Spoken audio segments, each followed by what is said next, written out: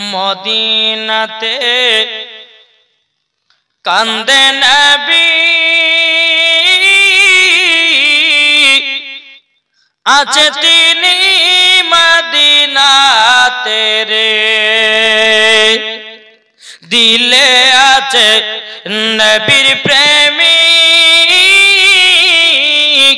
যাবে তারা মদিনাতে রে একটা ভাই দুটো ভাই হবে না 2000 টাকা করে জি ইনশাআল্লাহ দেখলে পরে বোঝা যায় নবীর প্রেমিক নবীর আশিক ভাই গো এই খোদার ঘর মসজিদের উন্নতি বাবাজি এগিয়ে যায় যদি কোনো ভাই যদি দেওয়ার ইচ্ছা থাকে আমি ওদের দিকে গেলাম একটু চটাক করে আসবেন 2000 টাকা দিয়ে যাবেন বাবাজি মুসলমান ভাইরাও এই সুনামানিকেরাও আমার নবী মুস্তাফা বলতে চোখ আমার উম্মত উম্মতানেরাও তোমরা যদি তিনটা জিনিস মানতে পারো মরার পরে তোমরা হবে জান্নাতি জোরে বলেন না সুবহানাল্লাহ এক নাম্বার আমার নবী বলতেছে বাপ মার সেবা করো এক নাম্বার কি বললাম বাপ মার সেবা কে কে করে তা তোলেন এই বাপ মার সেবা করেন না এটা হাত তুলে দেখেন না হাত নামাবেন না যতক্ষণ হাত উঠা তোলে তখন উঠিয়ে থাকবেন যারা মা বাপকে মহব্বত করে একটু হাত তুলে দেখাবেন না ভাই আবার আল্লাহ কবুল করবে জি এই জান্নাতি বাগান এটা জাতা বাগান ভাবেন না এটা সাধারণ জায়গা না এটা জান্নাতের একটা টুকরা অংশ আর এই জান্নাতি বাগান যখন হাত তুলবেন ইনশাআল্লাহ বাবাটার মধ্যে মহব্বত আল্লাহ বাড়িয়ে দিবে জোরে বলেন আমার নবীজি বলতেছে ওগো আমার উম্মত উম্মতানেরা তোমরা যদি জান্নাত পেতে চাও এক নাম্বার মা বাবার সেবা করো আমার আল্লাহ পাক আল্লাহ তাআলা বলছে আমার বান্দা বান্দিরা তোমাদের বাপ মা হলো এক কিসিমের রব এই সোনামানিকেরও ওগো আমার আব্বাজি মুসলমান ভাইরা আপনাদেরকে বলতে চাই যারা মা বাবাকে দুঃখ কষ্ট দেবে যারা মা বাবাকে আপনার দুঃখ দেবে আল্লাহ পাক আল্লাহ তাআলা বলতেছে আমি তাদের নামাজ রোজা হজ যাকাত কোন জিনিস কবুল করব না এ সোনামানিকেরা ও মা কালা ভাইরা শুনে যান বারাতের বেলায় এখনকার অনেক যুবক আছে বাবা মাকে মহব্বত করে না এখন অনেক যুবক আছে মার কথা মতো চলে না এখন অনেক যুবক আছে বাবাজি মা বাবাকে ধরে ধরে এখনো মারে কিন্তু বেরাদর ইসলাম মুআজ্জাজ সামানিকরাও আমার আল্লাহ পাক আল্লাহ তাআলা বলতে চোখ আমার উম্মত ওগো আমার বান্দা বান্দিরাও তোমরা যদি বাপ মার সেবা কর অন্ধকার কবরে যাও আমার আল্লাহ বলতেছে মরার পরে জান্নাতি জান্নাতি জোরে বলেন না সুবহানাল্লাহ মা দোয়াতে বড় লোক হওয়া যায় কি যায় না কি গো মা বাবার দোয়াতে বড় লোক হওয়া যায় না ইনশাআল্লাহ যায় জোরে বলো সুবহানাল্লাহ আজ আমরা মুসলমান এই বাপ মাকে মহব্বত করতে পারি না এক মুঠো ভাত দিতে পারি না যদি একটা বাড়িতে তিনটে সন্তান থাকলে বড় ভাই দিচ্ছেন তা আমি দেবো কিসের লেগে মেজো ভাই দিচ্ছেন তা আমি দেবো কিসের লেগে এরকম ঝামেলা হয় কি হয় না ও ভাই তুমি শুনে রেখে দাও আল্লাহ পাক আল্লাহ তাআলা বলতেছি ওগো আমার যুবকেরা তোমরা শুনে রেখে দাও তোমরা যদি বাপ মার যদি সেবা করতে পারো আল্লাহর পবিত্র কোরআন বলতেছে ওয়া কুরাব্বির হামহুমা কামা রাব্বায়ানি সগীরা আল্লাহ পাক আল্লাহ তাআলা বলতেছে তোমার বাপ মা ছোটবেলাতে যেই রকম লালন পালন করেছে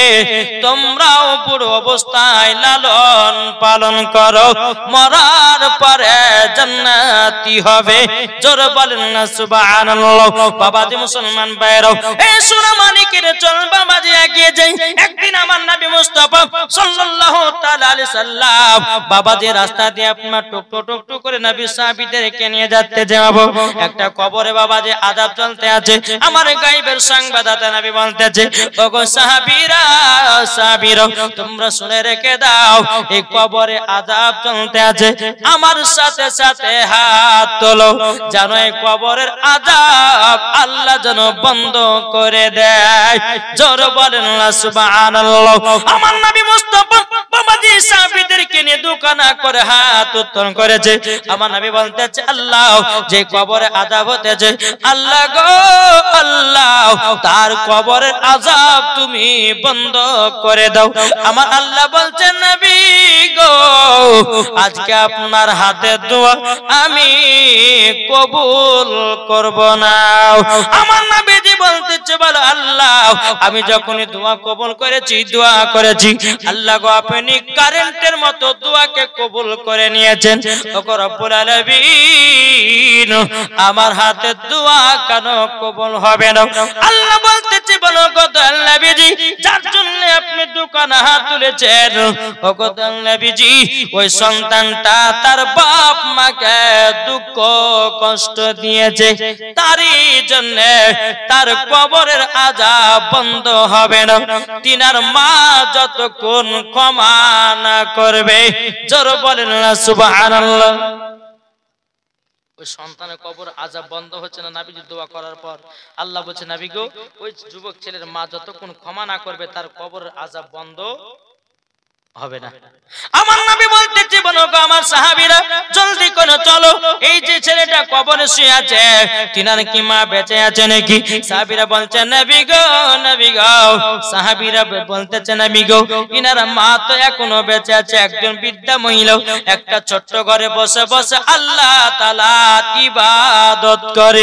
বেরাদর ইসলাম মাদের সামানিকেরাও এ সোনা মানিকেরাও যখন বাবাজি কথা বলার পর আমার নবী বলছো গো সাহাবীরা চলো চলো যাই ওই বৃদ্ধা মহিলার বাড়িতে যাই।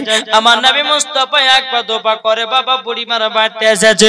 আসার পরে বুড়িমা নবীকে দেখেছেন, বলছে লাব্বাইক ইয়া রাসূলুল্লাহ লাব্বাইক ইয়া হাবিবাল্লাহ। ওগো দয়াল নবীজি আপনি আমার বাড়িতে এসেছেন, আমার তো নসিব খুলে গেছে। জোরে বলুন না সুবহানাল্লাহ। আমার নবী বলতেছে বলো গো আমার সাহাবীরা তোমরা শুনে রেখে দাও, শুনে রেখে দাও এটা হলো সেই মহিলা তার বেটার কবরে আযাব চলতে আছে।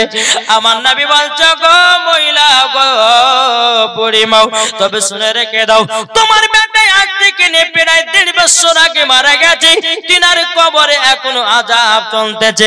ওগো বুড়িমা আপনার সন্তানকে ক্ষমা করে দিন। জোরে বলেন না সুবহানাল্লাহ। আচ্ছা সুবহানাল্লাহ বললে কি আপনাদের কষ্ট হয়েছে? আমার নবী বলছে যারা অন্তর থেকে সুবহানাল্লাহ পড়বে তাদের জন্য বাবা যে কাল হাসরের মাঠে একটা ফলের গাছ লাগানো হবে। জোরে বলো সুবহানাল্লাহ। জি আমার নবী মুস্তাফা 2 নম্বর হাদিস বলছে যারা অন্তর থেকে সুবহানাল্লাহ বলে তাদের হার্টের অসুখ যদি থাকে তা হার্টের অসুখ পর্যন্ত ভালো হয়। জোরে বলেন। তাই কবি বলতেছে মদিনা মদিনা আশিকে মুমিনের ঠিকানা, মদিনা মদিনা আশিকে মুমিনের ঠিকানা। ও গো দয়াল নবীজি ও গো দয়াল নবীজি স্বপ্ন একবার দাও না, মদিনা মদিনা আশিকে মুমিনের ঠিকানা, মদিনা মদিনা আশিকে মুমিনের ঠিকানা। আরে জালালউদ্দিন সুয়ুতি 75 বার দেখলো নবীজি, দেখার পরে তিতি তাহার পেল না, মদিনা মদিনা আশিকে মুমিনের ঠিকানা। জোরে বলেন মদিনা মদিনা আশিকে মুমিনের ঠিকানা। জোরে বলুন সুবহানাল্লাহ। বাবাজি মুসলমান ভাইরা আমার নবী বলতেছে বলো গো আমার সাহাবীরা শোনো গো শোনো। ওগো সাহাবীরা তখন আমার নবী বলতেছে ওগো বুড়িমা আপনার সন্তান 1.5 বছর আগে মারা গেছে, তার কবরে আযাব চলতে আছে। বুড়িমা চোখের পানি ফেলা বলছে নবী গো ওই বাচ্চাকে নিয়ে যখন আমার গর্ভে 10 মাস 10 দিন ছিলাম ওগো দয়াল নবীজি ওই বাচ্চা যখন আমাকে পেটে লাথি মেরেছে আমি মা জননী সারা রাতে ঘুমাতে পারি নাই। নবী গো বেটার উপরে রাগান্বিত হয় নাই। ওই বাচ্চাকে মাঘ মাসের ঠান্ডাতে আমি যখন জন্ম